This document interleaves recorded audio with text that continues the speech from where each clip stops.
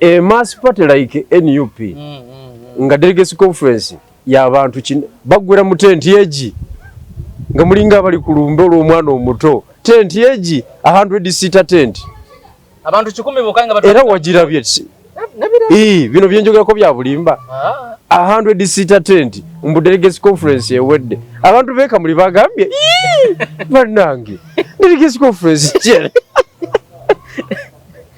mani abantu kikiridde abe buyende nakati tebanabitegeera tebamanya yabakikiridde tebamanya oba delegates conference yabaddewo ne district endala bwezityo kati teyinza kuba delegates conference yateyinza kuba party okiwulidde kakati nze nakiwakanya ekyo wali Segona nga yemukubiriza kakati biyayisa byennyini ayagala kubipracticinga kati mbuuza abavumye Segona basinzidde ku kyate bo nga kiyayogedde kyayisibwa muki mu ssemateeka wadde tali gazetted taliiwo kyekyekyayisi kati bavumye waaki bamulabanga ayagala olaba double standard olaba controversy bamulabanga omulabi ani omwogezi w'ekibiina lumbuye mwogezi wa kibiina mwogezi wakyo diaspora ki oba kuyita awo opinion ku lw'ekibiina ekituufu kati bamwegana kakati yoyo ekibiina buli wekituuka mu eyo level bakiyita obwo obuzibu babuyita institutional bankruptcy kati bannaffe ab'Emakerere Kavule bagenderera mpola mpola it is a gradual process eya downfall yaabwe kyova olaba omuntu asobola okukola story ng'eyo n'ateekateeka n'abawuliriza n'agaba naye ndeesa amawulire gano gookya bulijjo mbagamba ng'oli kubigirwa Moses avuga kigege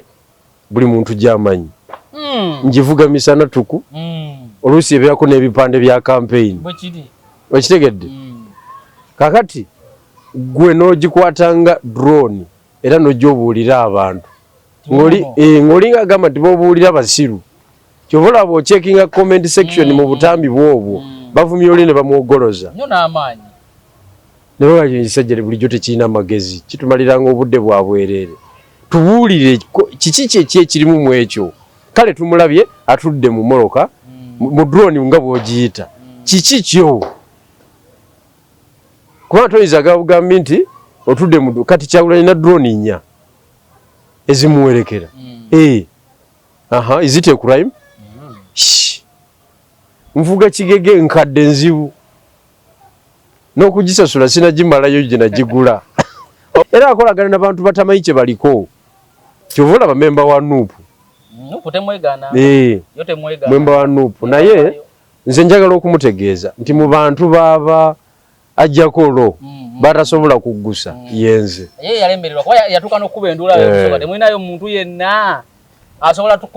nkugambye kyabaakola kiri kimu ye kenyini yabaakola ki yaba yeetuukira kulwaki atuma oba ayagala ngumi wano tujja zifunya leka naawe alinga omusito gw'ennyama ayinza okunnema okusuula wansi bw'aba ayagala ringi tugiyingira bw'aba ayagala bigambo era tubyogera tombuulira Gasiya yennyini kakati wonna osinzira okubeera nga otulaba nkwaniriza nnyo kubuuzaako nti osiibye otya afunye okusoomozebwa okusaasidde ofiiridde olwaziza omanye okusoomozebwa kuyitirivu leero mbadde kigaawo ku prison wenva kati okomawo waneeno nenyumiza bane n'ab'eŋŋanda b'abasibe ab'enjawulo kuba nange mbadde nyina omusibe gwe ngenza okulaba nga buli gw'onyumya naye baamuyunga section ziri ze wayogerako ezo ne bamusiba byali bya ttaka manyi bw'obeera nga olina omulwadde otegeera bw'ogendako omulwadde otegerera ebizibu by'abalwadde bw'oba olina omusibe ogendako omukomera otegerera ebizibu by'abasibe naye abantu ebizibu byo bingi badde kigeeyo mazeyo kusaawa nga 3 namba naye bannaaye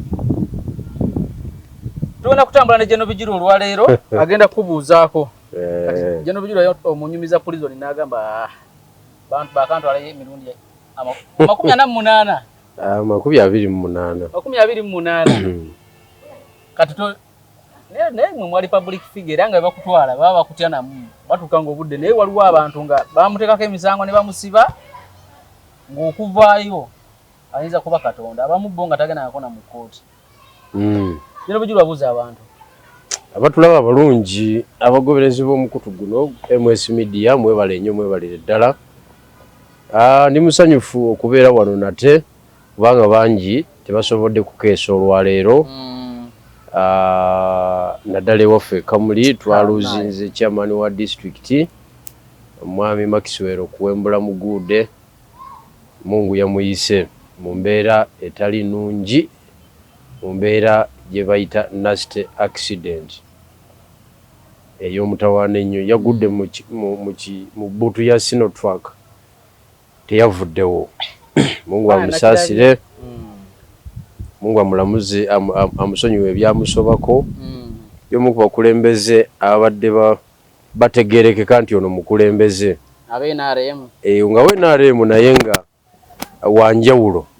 Nga wanjawulo yasanga ebizibu bingi mu district nga mulimu obukundi n'abugatta. At least wabadde waliwo essuubi nti Kamuli egenda ku transforming edde ku level eddako, naye Mungu bw'atyo yakoze ki bwe yasazeewo. Tusaasira ab'enganda abako n'ab'emikwano, ffe tubadde mikwano gye. Nzadde muganda wange kubanga maama amuzaala wa kika kimu ne maama anzaala. So maama we ate nga n'amanya nga gafaanagana, nango bimonika ate nga tuva mu bitundu bya njawulo. So kitalo nnyo, kitalo ddala. Tusaa Mungu amulamuze kisa. Alabi accident eyo nenga abannaye ese tumalira mu bwereere. Ozi bakyebani ba district baba driver babavuga babawa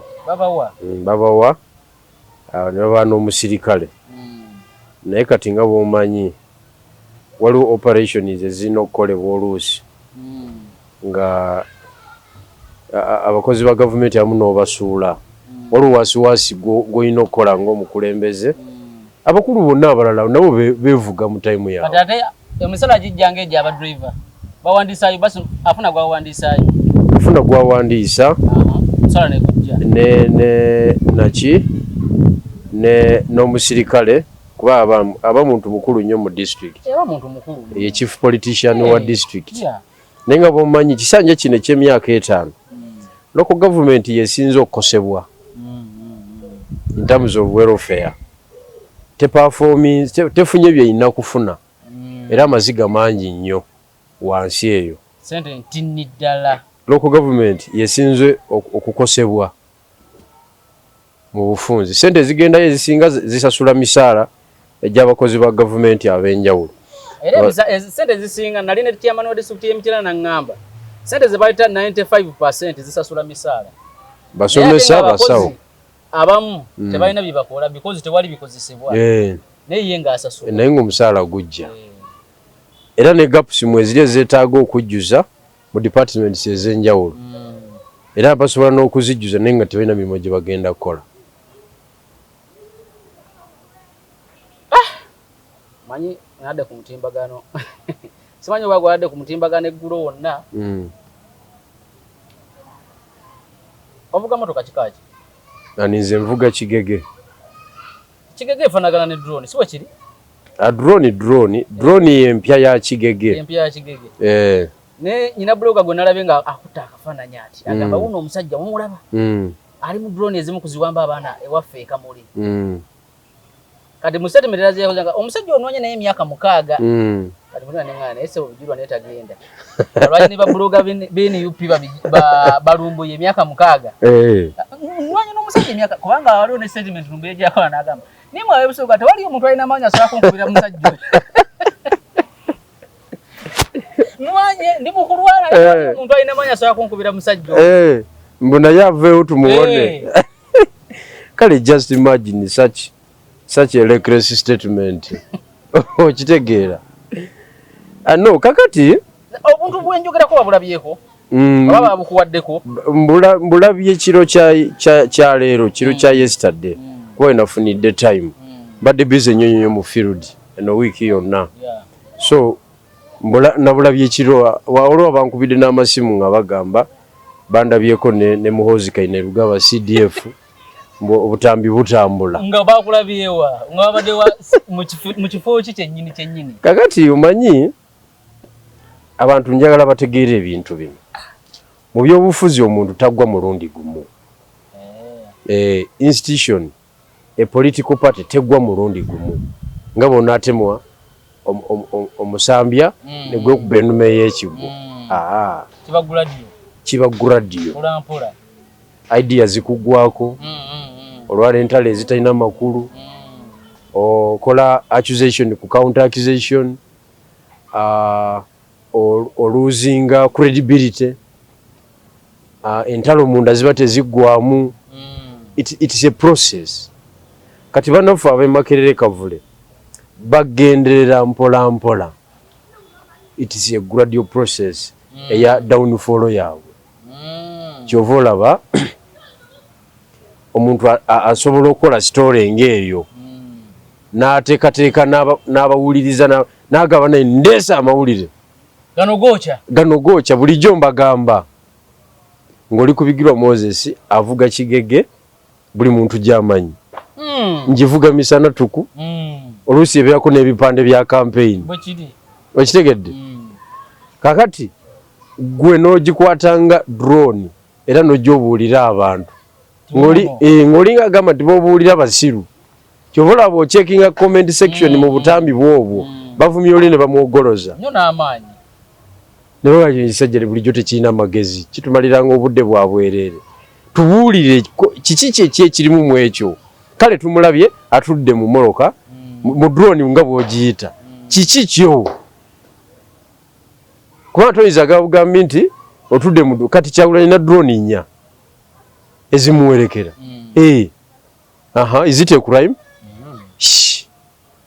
nvuga kigege nkadde nzibu n'okugisasula sinagimalayo gye nagigula ogitegedde kakati ate gwe ngamba nti eno yetwala abaki kati ku Lwokusatu lwa wiiki eno nali mu operation zange za ERP meeting abamemba ba Jinja City kati mba maliriza meetings zange niwabaawo omwana nkubira bamweta Hussein y'omu kuba fighters betwali recruitinga mu Jinja is a good fighter nesema yakamukwata emirundi 2 bonjogera wano yamu breakinga n'ebintu ebita kya functioninga ku mubiri gwe olwa drills yakola ki ziyayitamu kakati ankubira angamba oli otya muganda wange ombuzeeko watuleka mu kintu naye maama nadde kusie mwayi koza ndi mu Jinja munoliwa ne mugajjangu najja ne mpakinga ebbali w'ekkubo bwenti nenyumyamu naye nanyumiza semwayi biyasangayo enaku gye yayitamu akasonda ke bankubiramu naye ke bamukubiramu kwegamba binayitamu byonna naye kenyini byakola ki byayitamu kati tuba tukyali awo ne bawa akavubuka kamu ku bufutu sojja bw'ejjinja kadde katambula ne katulaba era ne katubuuza nako ne kagenda kati ne kakwata essimu ne kakubira abalala sanze oli ye CDF Hussein sanze CDF ali n'ebigirwa atuliddemu olukwe ekintu kyaffe akitunze musajja omubinyo amasimu ne gavuga okuva ku kitebe nga bakutya nnyo kiki ate siri wa bulijjo ate oyinza okutya omunafu omunafu tebamutya ngagamba jjukira nno bani abakuba ba Sauda Madada ba Lubongoya Sauda Madada akuba essimu agamba nze nkola ki akubira oli omwana mbu amitinze bigirwa kive nnyo aliko amulumiriza bebekulu kituufu kyatavanga nayo okukola kiralite aliko amulumiriza bebekulu nga yali amutwale wa jjajja Okiwulidde? Yakuba essimu ayogera kwani? Kwoli akusisinkanye. Kubigirwa ne kwoli ansisinkanye nga bwe kiri ekiva ennyo. Okitegedde? Kitegeera. Kakati wayisewo dakika nga 8 ku 10 n'obaawo ka Forester Subaru akajja nga kalimu omuvuka omulala bamuyita Kato mumanyi kubanzi yaba recruiting abatabanyi bange bonna. Ngino mulaba alina akasimu mbwakuba bifaananyi kati yakuteka video yako kati n'akawa muwanguzi ayogera ne Lumbuye yalina enamba ye tewaliwo omulala kuba bwe batyo bakole enkwe zaabwe. Kati olwo Lumbuye n'aba nga afunye amawulire amanene agajjako Museveni.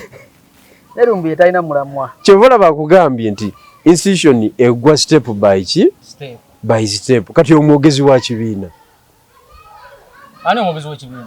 Lumbuye. Lumbuye mwogezi wa kibiina. Mwogezi wakyo. Diaspora ki oba kuyita. Awo opinion ku lw'ekibiina. Ekituufu. Nate bamwegana. Kakati yoyo. Ekibiina buli ekiba wekituuka mu eyo level. Bakiyita obwo buzibu buyita institutional bankruptcy. Kituuka ekiseera institution etuuka ekiseera neggwamu supu. Ngeba nakulangirira nti wa bankrupt oba toyinamu wadde olwataano. Okitegedde? Kitegeera. Lumbuye yabadde abuulira abantu yabagambye nti nabadde ne CDF nga tayawulawo CDF ki mu Uganda. CDF abamanyiddwa aliko olwaleero nti ye Muhoozi Kainerugaba. Kati engeri gy'abadde aleesemu sitole za drone nga abantu basobola okikonekitinga amangu nti ye Muhoozi ani Kainerugaba. Naye nga Muhoozi Kainerugaba gwali kwogerako intelligence yange endaga nti ali Moscow. Lumbuye abawa amawulire yabagamba nti ono wamusisinkanye. Muhoozi Kainerugaba nga tupaakinze ebbali w'oluguudo ne gwe yayogeddeko tamumanyi. Kubanga nze Muhoozi Kainerugaba siri muwagizi we sijja kulimba naye amanyi ge nga manyi bw'aba n'atambula okugenda awantu wonna entambula gy'atambula mungi kola ki kati omuntu gw'osobola okune era njagala kwebaza nnyo abantu abakomentinze kuku abantu abakomentinze ku video y'omukulu oyo tali kiddira bo at least bamulaze obusobozi nti bamanyi CDF bwatambula. Kati nza muyambi n'omuyamba okumwawulirawo nti oli omwana twali twamuwayo title ya avimbiremu nti ye CDF kubanga ayina lo kyovula bejjinja gwe bakakwata yekka abalala bibokisi naawe ayina lo era mudumizi muki mudumizi mulungi kyekyamuweesa obwa CDF oba abafutusojja bamu East naye kati abo bana byabufuzi abaliwo kati era ng'oŋŋamba nti oyo naye amanyi olutalo lwalimu Lumbuye talina lutalo nalwalimu yekubira kasaale bwakuba nga adda ku ssimu kati nga nze mbeeraawo nti oyo ampa guidance ampa political providing a political leadership awa political direction tekisoboka era akulembera abo naye nze sibiriimu tansobola naye akimanyi era ye yatuuka n'akuba n'endulu n'agamba bannaye abeebusuka temunayo omuntu asobola kulwana na musajja kati ye ajje kennyini waba ayagala kwesimba wajje twesimbewo ekamuli ne mu Uganda asobola kulinnya kati ate bw'aba mutiitizi kweyo levo kati aba talina kyaŋŋamba twaziika n'omwana we ne tuziika taata we nga talabikako kakati aba aŋŋamba ki kati nze ate taata wange yafa ndi mukomera nateekawo embeera amawulire gantuukako madamu yajja n'aŋŋamba ne tuteekawo embeera ey'akazigizigi siragi bakaleke nampandula just tuva buvi mu kitundu kyekimu naye sikyagala nnyo okumwogerako kuba namusonyiwa naye kati osaanye omanye enjawulo y'omulwanyi n'omusaazi saazi siraje bakaleke yakuwandula nogera noziika nava mu kkomera nekaba bukabi paka mu kuziika kwa muzeeyi kivula bafe byofu birala toiza kunyumiza ani ono olumbu yali eri asooka akomewo wano abe mazeewo okwenaku 2 oba wiiki then tuyoke tumanye nti byayogera abikola ki abitegeeza bamujjukira ne bwe yagira oba yali yakaba diaspora sente ne bacyankalana ne Patricia Sewungu ojjukira bamuwambye biki tusonde sente diaspora basoloza emitwalo 7 basoloza emitwalo 7 ne bazirya kakati oyinza okumbuulira zinalikozeko obuli yake kweyo levo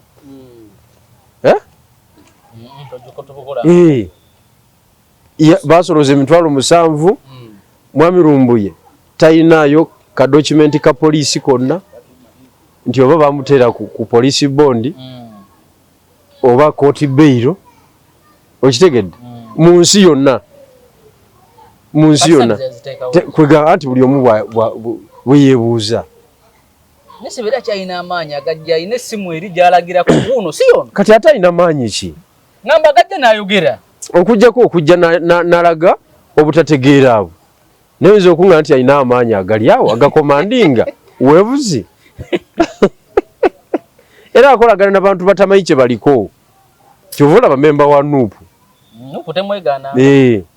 memba wa nuupu naye nze njagala okumutegeeza nti mu bantu baaba ajjako lo batasobola kuggusa yenze yalemererwa kuba yatuuka n'okkuba enduula temulinayo muntu yenna asobola tukunkubira musajja nkugambye kyabaakola kiri kimu ye kenyini yabaakola ki yaba yeetuukira kulwaki atuma oba ayagala ngumi wano tujja zifunya leka naawe alinga omusito gw'ennyama ayinza okunnema okusuula wansi bw'aba ayagala ringi tugiyingira bw'aba ayagala bigambo era tubyogera tombuulira Gasiya yennyini kakati bave mu by'omuzannyo ffe tuli mu nsonga za ggwanga tetuli mu bintu byakumunona mannya g'abantu naddala abalwanyi talinaayo kontenti yonna gwasobola kuleeta kati yamaze n'abagamba nti simanya coming up n'ateekako waliwo omuwala wamuyita Winifred nakandiwa omutegedde ayagala okujja mu Kampala omanemu oyo omukwasi omulungi ennyo fayiro yona ewedde enkya ku ssaawa 2 gye tutandikirako kati anti nze kyenjagala okumanya jjajja aviirako owamu ekyo tavaako sisimu manye last week simanyi oba nakugamba nti munwana yonna institution yonna efokasinga ku bintu 2 wemba munasucceedinga keeping a focus wangamba maintaining focus and stability wali kusinayipa yes kakati focus ya Lumbuye ne banne eriruddawo kubanga buli lwajja okubaako kyayogera ajja kusunsula bali mu lutalo ono yalidde zino nga influence gyakolerako akolera ku influence y'aba opponent baabano tukubira ono ave mu ddiiro tukubira ono afulume ekisaawo ba opponent bya campaign malisa and sabotage ebyalimu naye si bya kutwala jjajja kati ffe bali mu by'okutwala jjajja era tujja kusigalawo nze nkubuulira abantu bazze ne speed naye bajja genda kubanga olutalo tebalumanyi bajja lutuleka mu nze nkubuulira bino si byakusaaga so kyebajjamu tebakitegeera bulungi tebakimanyi bino bijulwa njala tugende wa Segona yatusooke wa Segona Segona yabadde ki Segona agamba constitution gye bakola nga abeene UP ebisanja bimeka 2 era kyagulanye ekisanja kye ekyokubiri akimalako kino ekya 226 231 era yali ayogerako n'abantu abataka n'abagamba bw'avaako mu kisanja kye nga kiweddeko nze president wa NUP addako era ngenda kuva eno kusira Bibatamuvumye nga tebiriyo. Awo insobi kijiya. Bibatamuvumye nga tebiriyo. Kakati. Era ndaenze nyenda kuseka ngweri. I am the happiest man kubanga bibatamuvumye nga tebiriyo kana constitution twagikola bwitu tu. Segona medad yakali amagwa. Tutuula mu retreat ejinja. Nga mwakamala akaluka akagwa 220. Akaluka akagwa 220. Babifuufugu bonna ab'ekibiina nga tuweddeyo. Tumuwa obuvunaanyizibwa akulembera akakiiko akakola ssemateeka. Constitutional Review Commission. Tukateekako bannamateeka bonna be twali tulina waawo. Ebiseera ebyo. Including Council wa Mary omugenzi. Ne tuba n'obuvunaanyizibwa okuhayaringa ku legal brains endala. Tukole the best constitution efitting mu byobufuzi bya Uganda naddala ebiriwo. Ne befulukutane balubongo yabona nga bali ku committee eyo. Kakati mu 2023 bagituleetera nti ewedde. Bajimaliriza. Mugitunulemuko. Nga NEC tugitunulemu. Kubanga procedure bweva mu review commission ejja mu NEC. NEC nepepeta article. Okay? Negiyisa neryoka egenda mu delegates conference. Nejjukira ezo organi zonna tezirina legal basis. Byonna bya kyenyeje. Byonna bya kupangirira. Kyenyeje. Kakati Segona tuleetera mu NEC. Tupepeta. Nga mulimu articles 2 nze zinasimbako essira. Esooka ng'egamba nti bwe tusimbawo omuntu anaaba ayiseemu afuga ebisanja ebyo. Kuba president mpaka kubaka bwa parliament no bakansala paka kuba chairman LC1 bisanja bibiri eyo ati konga mweri nenjiwakanya nenga abasebo ne nasoka jiwakanya mu NEC naye nenjireka nenga kanindeko bode esinga kuwa n'obunene kuba mu NEC abantu nga Kyagulanyi bamutya nnyo bonna tebagala kukola ki kuba yali position ye nga yagala bisanja bimeka bibiri kati nga tebagala kumuwakanya mu butagala kumuwakanya nenga kaninde bode esinga kuwa n'obunene enkera walonga delegates conference netugenda mu delegates conference jukira ya delegates conference nga nayo mujikola bo bintu bya kita mu lujja jukira nayo ya tenti yemu eri mateeka na 100 seat ate ajise ye ayino jiyita ati yamani wechibina yayino yita delegates andi kakati ate NUP ina chairman teina chairman mugenda mu delegates conference tugenda mu delegates conference ngamba basebo ne banyabo ba framers ba article ekigendererwa kyabwe kyabadde kimu bakimanyi bulungi nnyo nti kibiina kino kye tulimu tekirina mukisa kubeera n'abakulembeze balonde mu bitundu birala bya Uganda. Wano mu Buganda wekirina enkizo eyisaamu ku bakulembeze n'olwensonga eyo bano batagetinze Buganda kugifulumya bya bufuzi bya bufuzi nenga Mr. Chairman Segona yali akubiziriza session nemuga sebo Mr. Chairman wa Constitutional Review Commission ekyo tewakirengedde n'okuzijja ko muzindalo ng'alaba njuwe ekintu kye bamukozesezza bali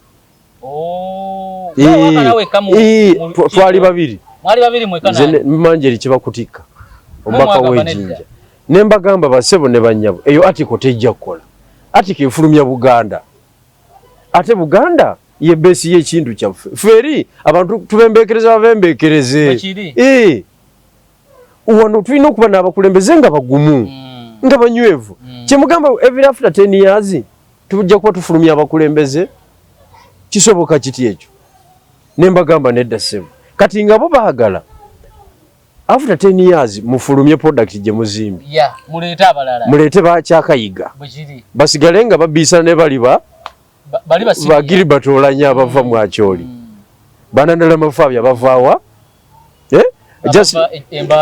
just imagine abaka banupu bana abayingira ku luno ngo bajjeko basegora ne bani abalala basobola okusoma Auditor General's report basobola eyempapula 18 basobola agikwata giyiwa mu motoka okitegedde kati bali abakola article eyo nga kyebaagala kibeerewo nembagamba eno article ekuba ekibiina era tegenda kukola Manjeri nasituka n'agamba so wekitiibwa Secretary General Rubongoya so wekitiibwa President ekibiina mu kikubye nga ne President wali tuleme kwekwekerera ekibiina abala bo basirise na baba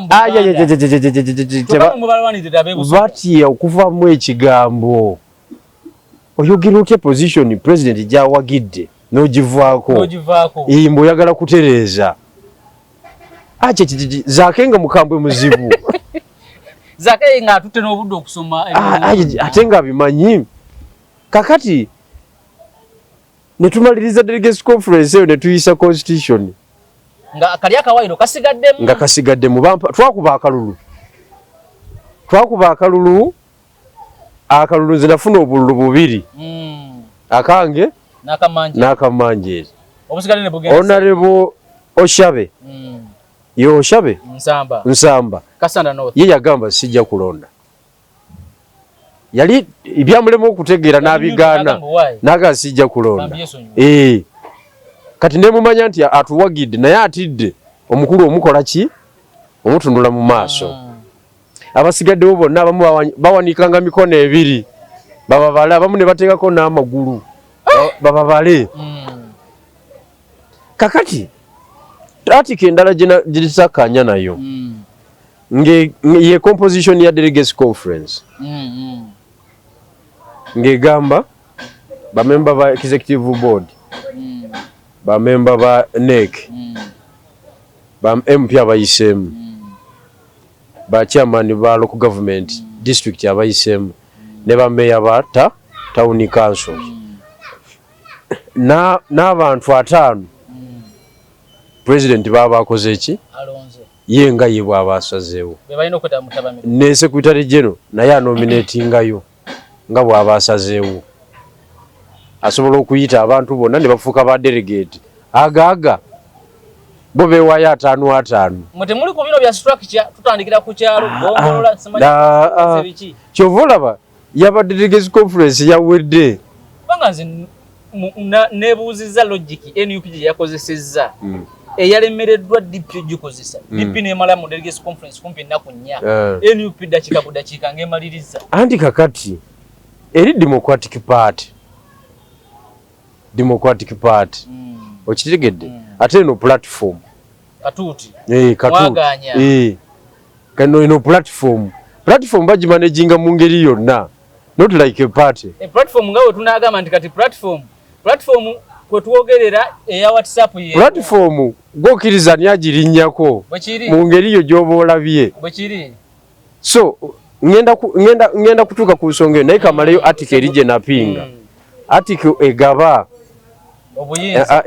eya composition ya delegates conference nga a mass party like NUP nga delegates conference y'abantu bagwera mu tenti egi nga mulinga abali ku lumbe olw'omwana omuto tenti egi 100 seater tent abantu 10 bokanga batatu era wagirabye bino byenjogerako bya bulimba 100 seater tent mu delegates conference ewedde abantu beka muli bagambye bannange delegates conference kyere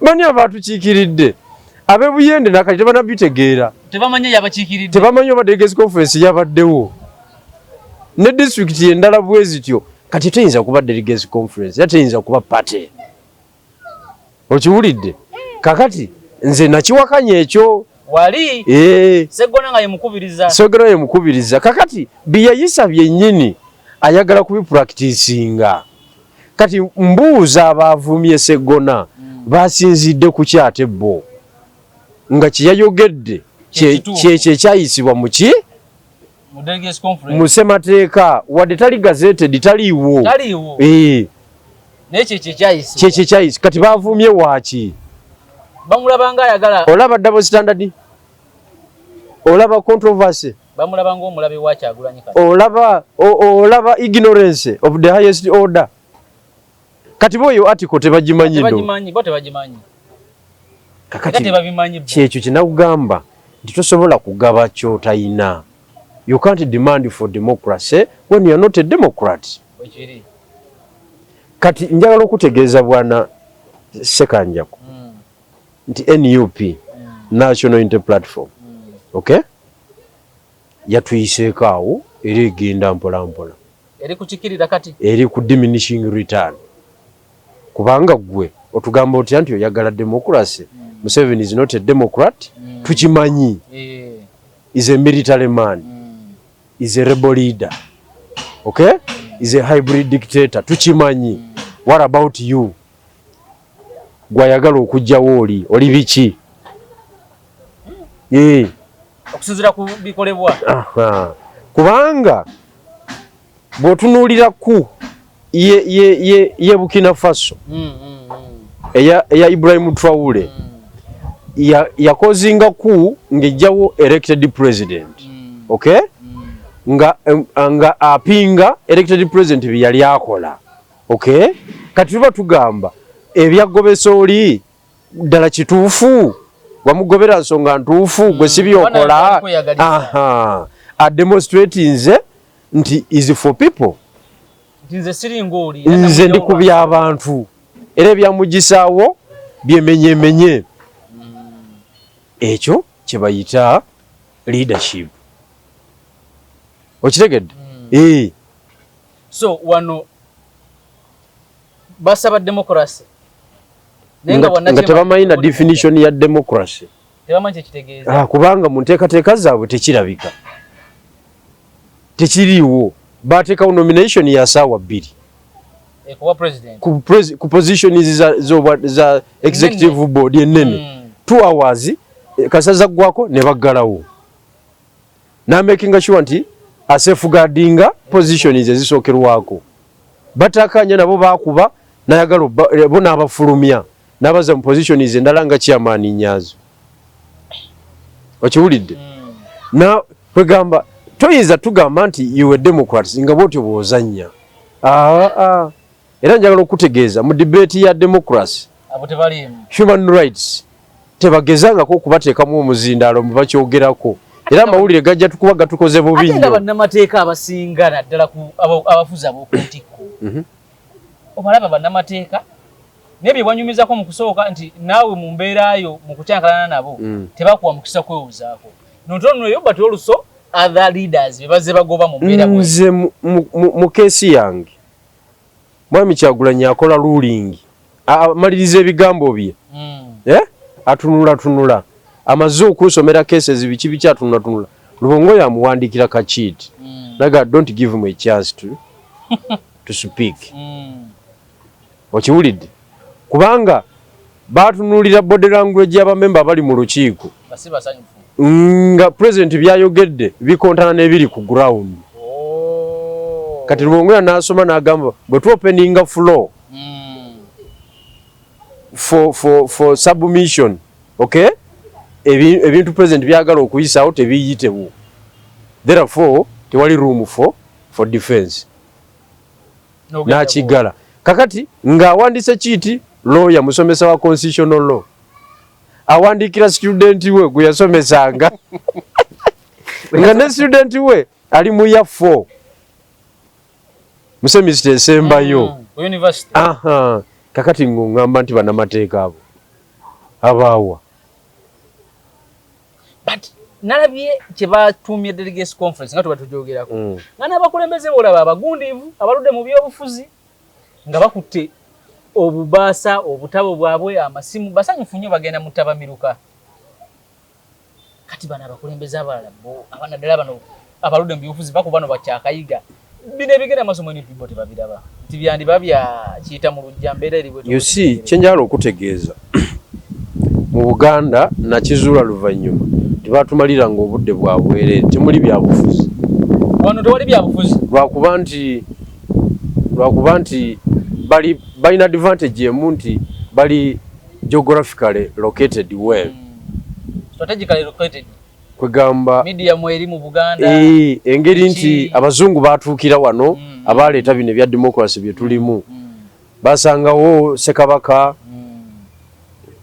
basangawo kwega batuukira wano ngewalinga yeringa center ya Uganda. Nekireetera okuba nti bakulaakulana development eri wano n'ebirala, but kyebayita politics, kyebayita power game teriiwo wano mu Buganda. Tewali. Ekiri wano omuntu kakitabanga alioke n'ekifo ekirondono kyalimu, ebisigadde tebimukwatako. Kyovola fight y'ebifo wano yebeesingawo amaanyi. Fight y'ebifo kati abo bonna abakungu be walabye comfortability yaabwe eri ku before safeguarding obwa MP. Kati ate embeera gye tulimu mu Buganda tolina bwosigaza bwe MP nga tolina ekyagulanyi mu Buganda. Yensonga lwaki bali naye kakati oba asazeewo atya oba akutte ku katima baina kukiriza bukiriza bakavuga biyoyo bakokubi muki mungalo temukulu wagabudde oba akoze eki buli kintu kyonna kyasaako engalo bwati bakanya nakyo kubanga basarendalinga their political rights. Muntu omu kakati nze siri kwa eyo peegi tabamiruka gwe twalabye nze nanga soka nebuza logic eriwo nenkubira ne mutenyo ne mugana ne mutenyo namwalwanidde embalala obudde era bano bejereza DP bano watu ine mawo mu press conference nga yombe saffe temwagala DP NUP byakola byonna tabiri mateeka naye mwe temujogera nako mwogera ku ffe DP bejereza DP ebitulituli byakola ki byalaga mu bintu byayo inconsistencies zonna ne disparities bano bajejereza. Era media bakubanga mawu yayogera media bakubanga nenkanya mu bintu byayo bali badde bawulira omuliro kubanga fundamental question zino okujja ba delegates bavudde mu structure ki kituufu kubanga you are using public money bwekiri bafunye allowance transport refund siza Kyagulanyi ng'omuntu siza Lubongo yange omuntu zamwi wa musolo bavudde mu structure ki okiwulidde nze nabadde ne meetings zange na Mutumba eyo okiwulidde nga district yonna temuli mu delegate avuddemu kugenda kusalirawo kibiina kati naye balina ba candidate abagala okwesimbawo ku tikiti yenu ati kakati omanyi Busoga twali tugizimbye ng'ebbugumu weeriri eriteekawo embeera era twali tugenda ku level nga yakunoonya substantive candidates abategereka kati ye mukulu ye kenyina atuze emabega kati tuzimba bupya so njagala okutegeeza nti mukirize mugane abo nabo batulabyeko. It is just a matter of time because tugamba nti tosobola kulya keeki yo at the same time n'ogisigaza n'okugaba n'ogabako. Keeki ya democracy bagiridde Museveni bamuvunaana ki kubanga ate Museveni mu bwa dictator bwe wakiri compromising abanamuvuganya naye nga mass delegates conference ebaddewo yaba member 1000 ezo naye n'abagulirira bugulirira wakiri naye nga ebaddewo naye nga buli gombolola livuddemu delegate. So Kyagulanyi ono dictator okusinga Museveni yeerika naawe ekyo tobuuzanga nakubuuza kuba kati bw'otunuulira tubalira mu decision making omanyi omuntu gwe bayita a peaceful man nti that man loves peace tetumubala olw'okubanga muwombeefu olw'okubanga ayagala emirembe olw'okubanga ajogerera omuntu ayagala emirembe yoyo alina obusobozi obw'emirundi ebiri ng'asobola oku-optinga violence naye n'agamba violence tejja kukola na optinga peace. Kyova olaba ali omu awangula award ye buli mwaka is Mandela. Okitegedde? Ndakugambye ote? Omuntu gwe tuyita ayagala emirembe. Awe ekitiibwa eddembe ly'obuntu. Y'oyo alina obusobozi n'okukola violence. N'asalawo obutakola violence. N'akwata ekkubo ly'emirembe. Okay? Uyu tetuyinza kubala ng'obadde tolina option ndala. Nga yo yoka gy'obadde olina okukwata. Tetukubala. Okitegedde? Kati obuvunaanyizibwa obutonotono obuli ku patelevu omukulu omulabye engeri gy'akondakitinze mu bizinesi. Kati mukwase password za mizairo eza America. Abantu basigalawo bagenderawo bonna agamu bakubi mukwase radio call y'eggwanga. Stand by class 1 olina agiwanikayo commander in chief. Buli musirikale n'agifuna n'amanya giwunye. Mukwase amagye. Mukwase Bank of Uganda. byaba nasala biba bijja kuba byabusagwa nnyo. They are more dangerous than gwe tukoze eki gwe tulabako kati. Kakati debate y'okuleeta democracy mu ggwanga bagifulumye. Awo tebalina kubatandika kujogera. So discussing ebirala. Boogere ku birala. Ebya democracy babireke. Ne human rights babiveeko because human rights ava mu democracy. Atatawo baba bakola. Ndowooza n'ekibiina era kiba kiki. Nanti nkugambye kubanga kiriwo ku masa ya jjajja. Mu mateeka tekiriwo. Gwe balina article gye bakootinze. Tewali. Olaba ne minisita Ssemateeka n'amateeka naye akubandula naye n'alaajana. Minisita atwala amateeka mu ggwanga kati bakitegeeza waliwo ayina amaanyi agasinga ku minisita abeezaawo ekyo ekintu. Abasajja bo bakagombe bateekayo application era leero ndowooza bagiwulira ekyaganya okuwulirwa. Ani ayina amaanyi mu Uganda okuzanyisa judiciary delaying tactics? Muwulire omusajja oyo alina amaanyi mu Uganda ali ogwo ye jjajja. Era jjajja wabaviiramu bwe pa bafubutuka emisinde basigaza bizimbe. Nyanzi bamwe notification kwesimbawo ku kifo kye kino kya mobile kuba bakiwadde musajjawo. Musajja wange Abibu Buwembo. No kakati oba yayagadde kudda mu kino ekya diaspora. Badde bamufulumya ne bamuwayo ka chance kamu. Proposing eki gwaleka mu office eyo. Na proposing Buwembo. Ya proposing Buwembo. Na proposing Buwembo. Tebayagadde kumuswaza nnyo. Kubanga bamaze ebbanga nga baluwaana ne Nyanzi okumufulumya.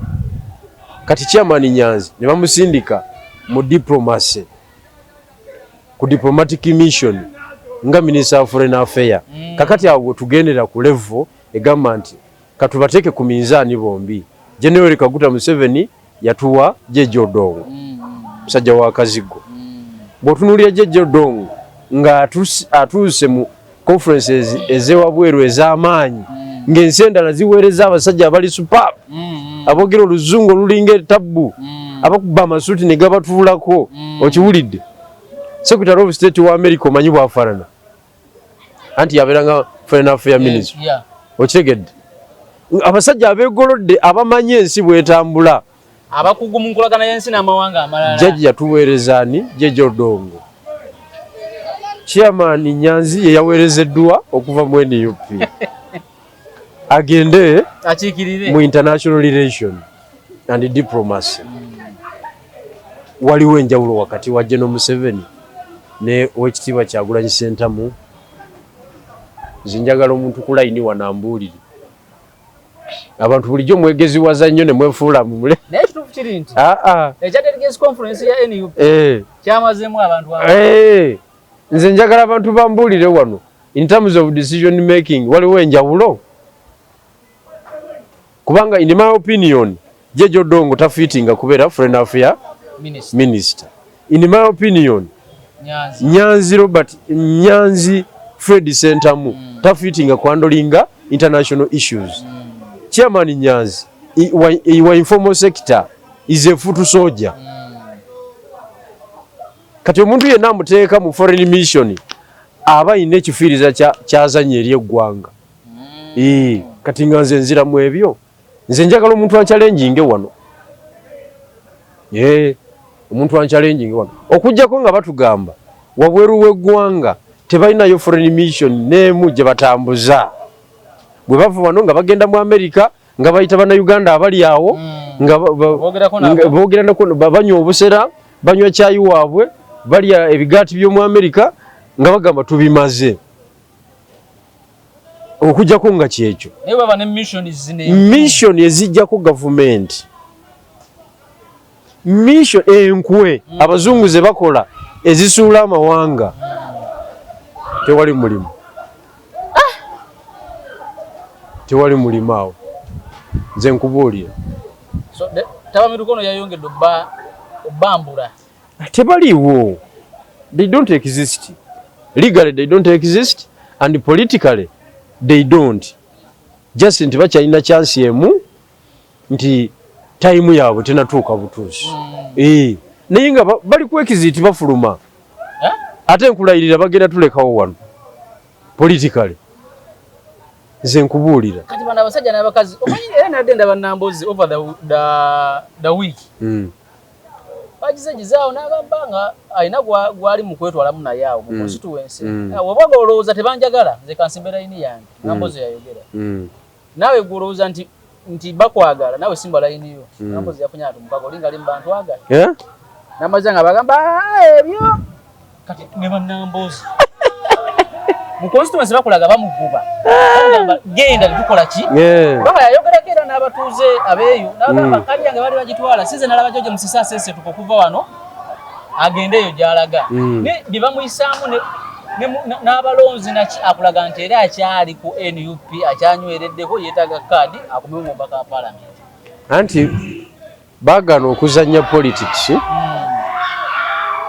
owa national NUP bw'emaaginga abantu bonna yabanuunamu omusaayi. Abantu bonna yabakola ki? Yabanuunamu omusaayi. Negudda mu muntu ogwo Kyagulanyi. Kakati woba oyagala obwemupi obwemukono olina Bukima wa Kyagulanyi. Toyinza kusinziira eyo n'obwekolera. Woba oyagala bwemupi obwenakasongola olina Bukima wa Kyagulanyi. Kati ate ekyo tekigisaako gavumenti. Kuba kitegeeza abasigadde banafu ow'amaanyi ali omu. So tudiringa n'ow'amaanyi. Twegayirira oyo atukole ki? Atubeezeewo. Wane mukono n'empapula nalabye embeera eriwo simanyi kumanya after kugaba kaadi kinaaba kitya. Kuba buli omu yazina eggaali ye kati nalabye bana bannansana. Waliwo okusajja bakaita Kaweesa oba okamanyi. Kaali kagala bwa president Lulye. Engineer Kaweesa. Kaze n'eggaali nga nzibu nnyo kakana amasasi gavuze tiyagasa avuze mu kitebe. Ako ne bakawandi. Zambali najja n'eggaali nayo nga nzibu. Kana kambata naye kyekimu. So kigenda bba kitya okugaba kaadi. Omusajja tebamaliza era bafunye ne Kaweesa bamugamba nti wazze okuzanya politics wo waneeno olwokuba oyagala stimpase naye tojja gifuna. Mu kugaba kaadi embeera egenda kubeera etya? Eyo girinde ng'ambaga. Omusajja agendeza. Eyo girinde ng'ambaga. Girinde ng'ambaga tofaayo. Embeera egenda banka. Eyo ebyo tujja byogerako nga bituuse nze manyi bwe bigenda okuggwa.